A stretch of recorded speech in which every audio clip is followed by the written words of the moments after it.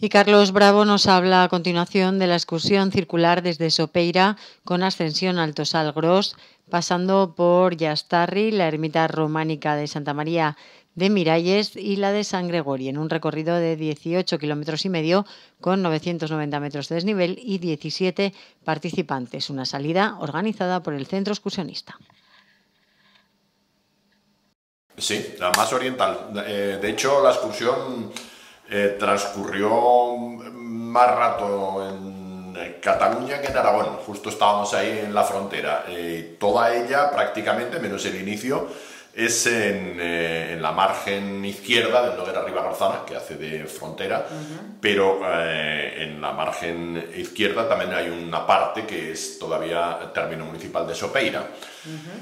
Pueblo desde el que empezamos y donde terminamos la excursión, que fue una excursión circular que hicimos el domingo pasado y es la última excursión oficial del CER, del Centro Excursionista Ribagorza. Bueno, una excursión bastante novedosa, solamente una parte de esta excursión, desde Sopeira hasta Llastarri, un despoblado. La habíamos hecho, pero hacía muchos años, en la única excursión conjunta que hicimos con el grupo de montaña de Sabiñánigo, que después fuimos nosotros a Sabiñánigo, y aquel día caminamos muy poco, creo que lo comentamos el último día aquí, ¿verdad? Que nos hizo de guía Gloria Francino y luego nos enseñó el monasterio de Alahón y después hicimos una comida allí. Bueno, pues esta vez empezamos en el monasterio de Alahón, Salimos de Graus a las 7 de la mañana, finalmente estuvimos 17 participantes, fallaron algunos en el último momento. El día anterior había hecho bastante frío, había caído una tormenta, por la tarde hacía frío y estábamos pensando que íbamos a pasar frío durante la excursión. Y de hecho al inicio de la mañana hacía un poquitín, pero la verdad es que el día fue estupendo y más bien pasamos calor. Salimos de Graus a las 7 de la mañana con nuestros vehículos, para dirigirnos a Sopeira por la Nacional 230. Tú me corriges si me equivoco de carreteras, que tú sabes más. La Nacional 230, en un poquito menos de una hora estábamos ya en Sopeira, un pueblo muy bonito. Creo recordar que ganó algún concurso de Aragón Televisión hace unos años, ¿verdad? Muy bien arreglado. Con el embalse, eso es, tiene el embalse. El embarcadero, ahí tiene un entrante hacia el pantano, que como es un contraembalse que le llaman, porque en realidad está debajo del embalse de Escales, del pantano de Escales. Algunos le llaman a este pantano de Sopeira y al de arriba el de Escales, aunque en realidad es como le llaman así, contraembalse, una prolongación, pero debajo de la presa, con otra presa del pantano de Escales. Y eso le da pues una lámina de agua permanente prácticamente a Sopeira, porque ese segundo está siempre lleno.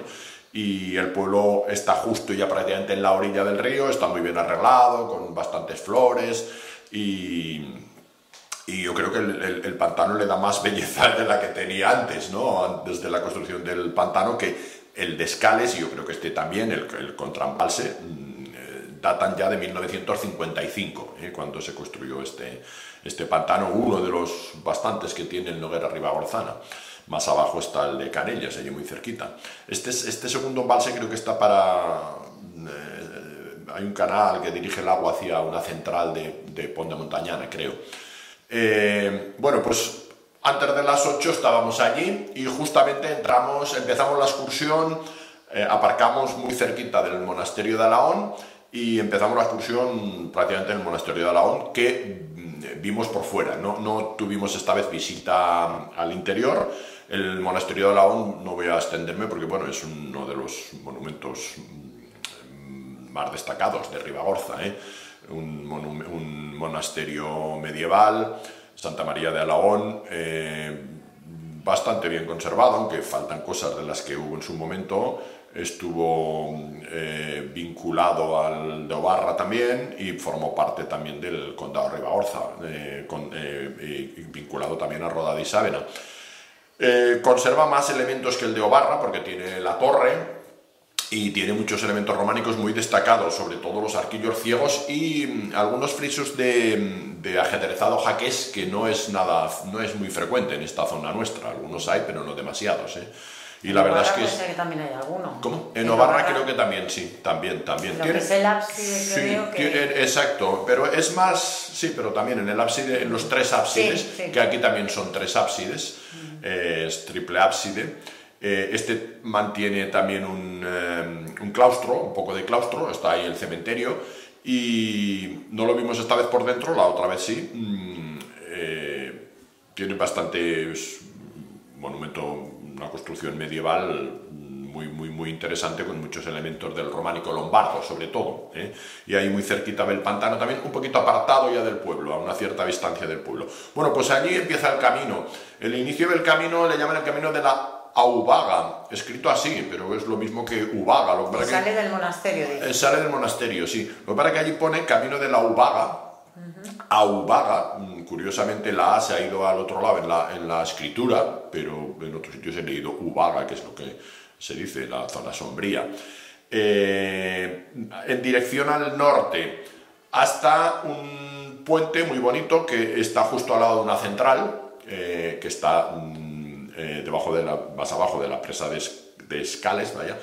Y ese puente es muy bonito. Le tuve que hacer las fotos del otro lado, porque si las haces al principio sale la central inevitablemente allí. Es un puente de tres ojos que le llaman el Pont Vell o Pont de Dalt, de arriba con respecto al pueblo. Bonito, de tres ojos, posiblemente sea del siglo XVI. Muchos de estos que pasan por muy medievales son más bien del siglo XVI.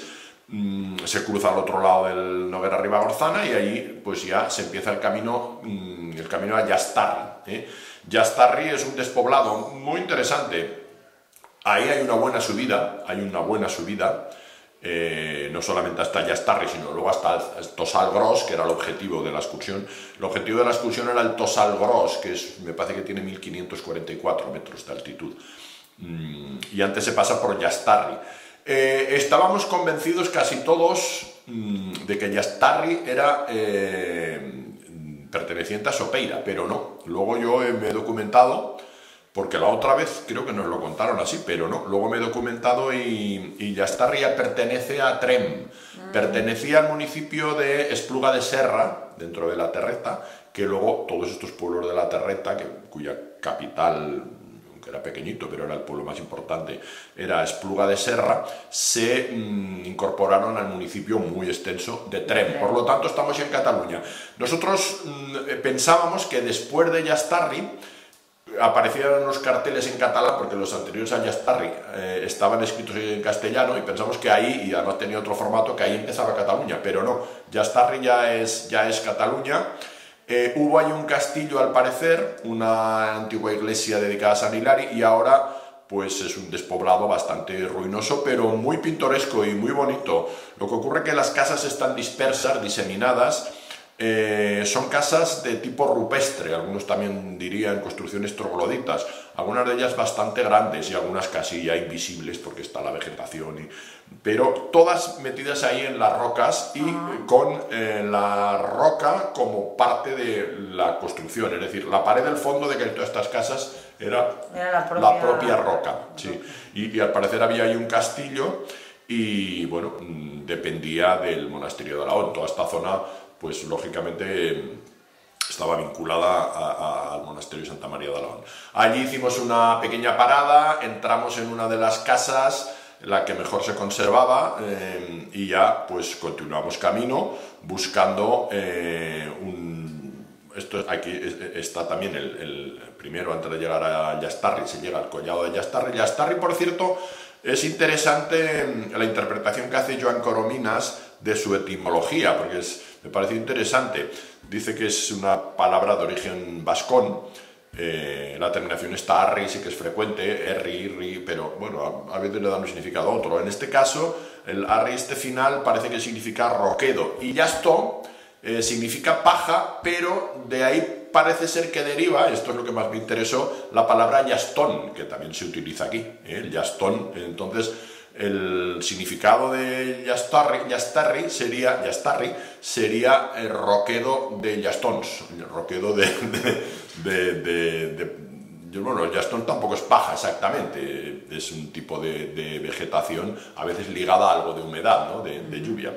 Pues eso sería roquedo de llastons, palabra que se utiliza en ribagorzano y que tendría que averiguar si procede directamente del euskera y no del latín, como parece ser, y así lo dice Corominas, que de esto sabía bastante, aunque a veces se lucubraba un poco con las etimologías.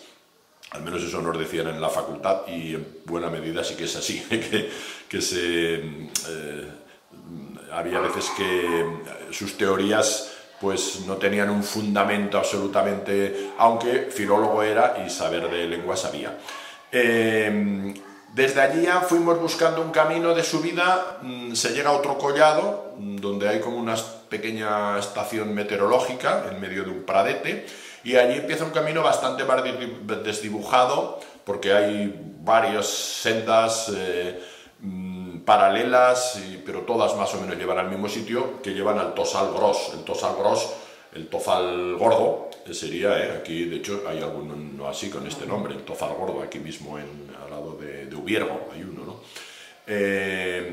Se sube al pico. Allí arriba la cima es muy bonita, hay como dos cimas, hay una caída bastante considerable y abajo está el pantano de Escales, el embalse de Escales, con unas vistas estupendas, incluso se veía la Neto también ahí al fondo, buena parte del Pirineo catalán, también del Pirineo aragonés, el Turbón también lo veíamos, Cotiella y la parte del collado de Libón, del Pico Llosas, se veía también, aunque había algo de nubes, pero luego se cubrió más el cielo.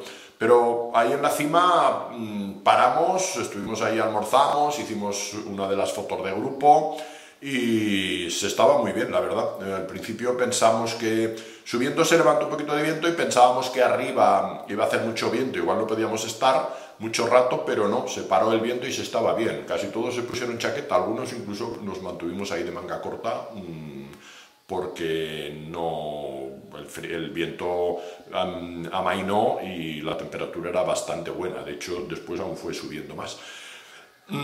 Disfrutamos un rato de las vistas e iniciamos la bajada, primer tramo por el mismo sitio hasta el colladete de donde estaba la estación meteorológica. ¿Era y luego buen allí, camino ese de bajada? ¿Cómo? ¿Buen camino ese de bajada? El mismo del de subida, hasta ahí. Regular, un senderete ahí, pero bueno, sendero. Luego ya a partir de ahí era pista, no muy buena la pista.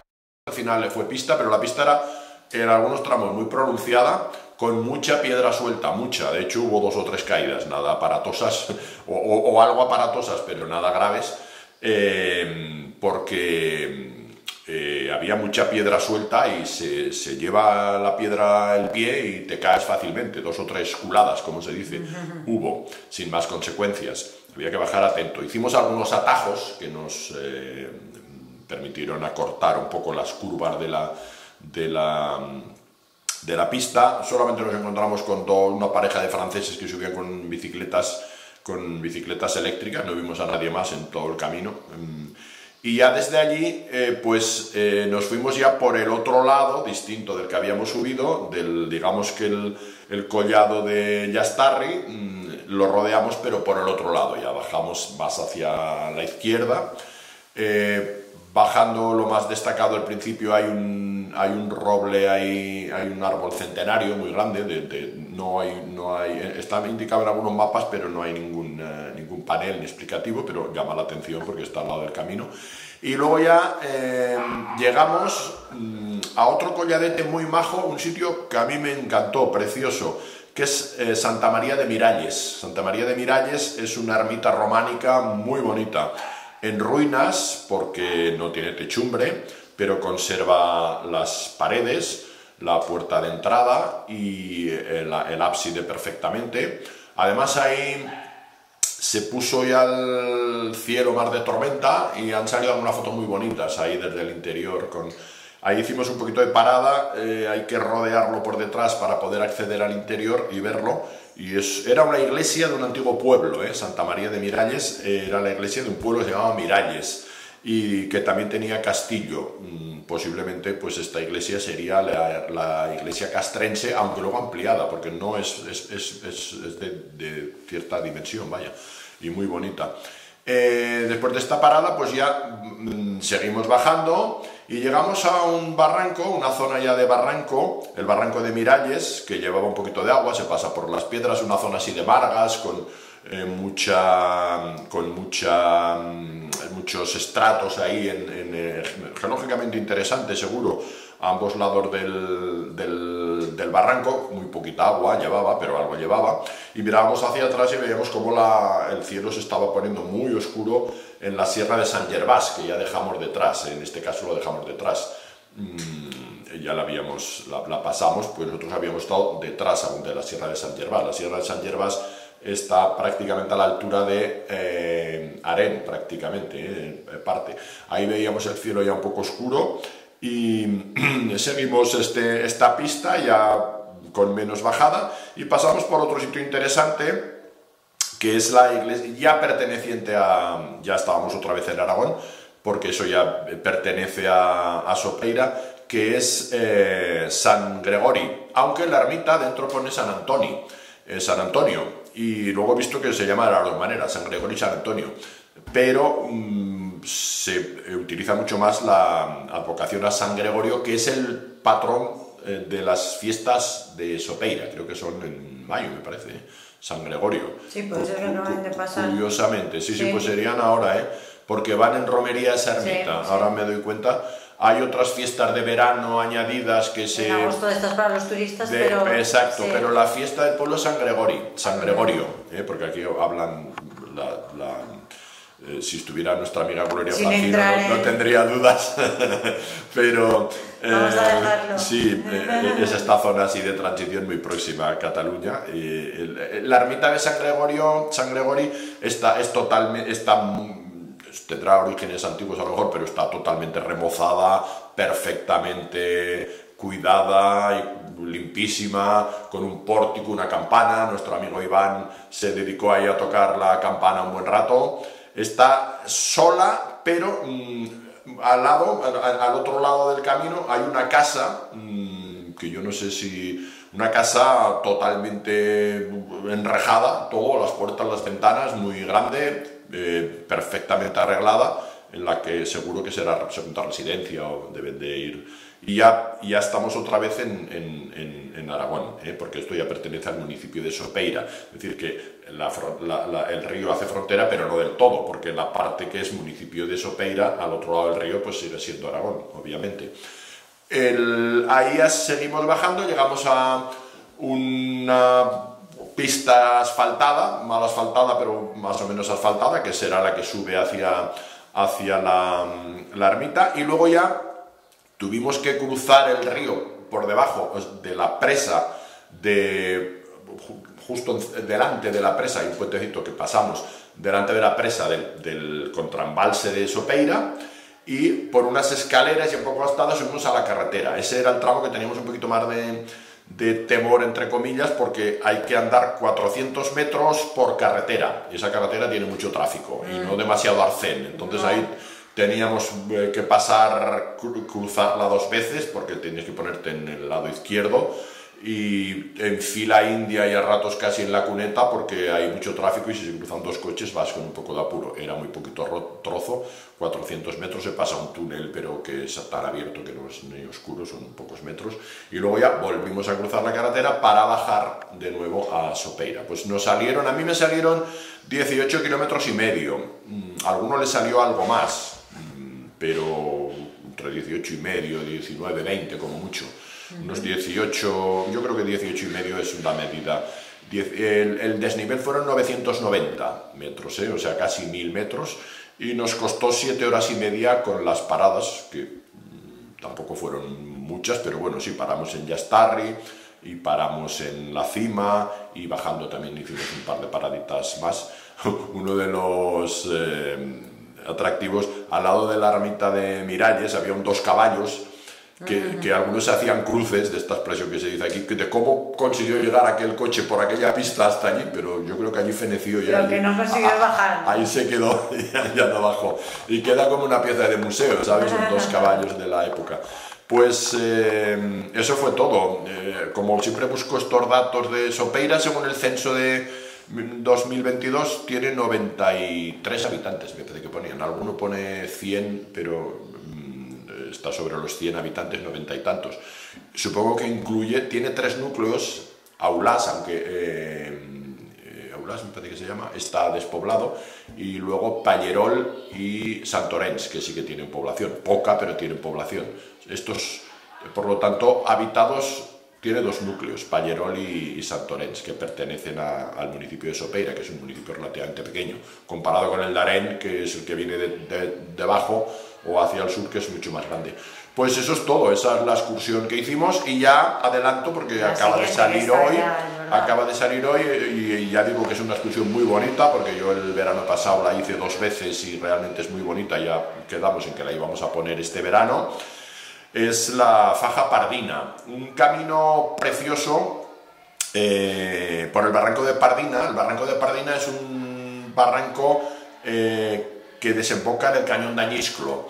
Y este camino, hay una faja muy bonita, aérea pero no peligrosa, para nada, nada peligrosa, que llega justo hasta el final, partida de este barranco, y desde allí se ve perfectamente el cañón de Añisclo con la ripareta, que se ve abajo perfectamente desde allí. Luego hay que subir por una cuerda, un trocito, para volver por otra faja un poquito más elevada. Pero no tiene ningún peligro, esa subida no tiene ningún problema, y luego se pasa por otra parte más elevada para desembocar otra vez en me parece que es Cuello Gordo, y volver a Nerín, porque no lo he dicho, la excursión empieza y termina en Nerín. No totalmente circular porque se repite el principio, pero la Faja Pardina sí que se hace circular por 2 fajas. La Faja Pardina es nada abajo, pero se puede hacer la vuelta por otra más elevada. Vistas estupendas de Monte Perdido, sobre todo del cañón de Añisclo. Si tenemos un buen día, las vistas son muy bonitas, estupendas.